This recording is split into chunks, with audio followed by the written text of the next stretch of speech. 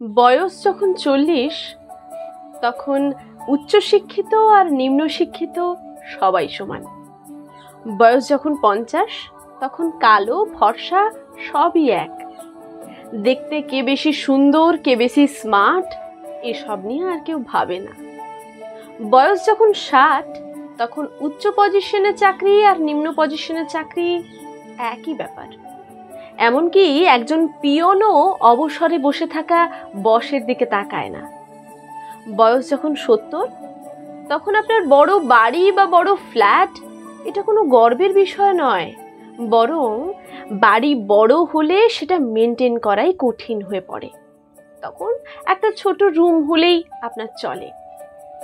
বয়স যখন 80 তখন আপনার টাকা পয়সা থাকলেও আপনি খরচ করার জায়গা খুঁজে পাবেন না।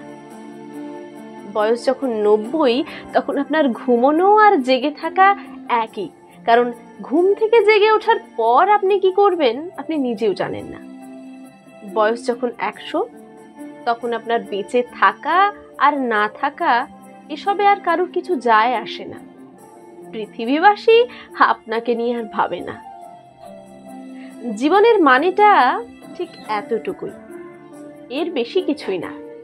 এত লোভ করে, হিংসা করে, দেমাগ করে, টাকা পয়সার গৌরব অহংকার করে আর অযথা মানুষের ক্ষতি করে লাভ কি?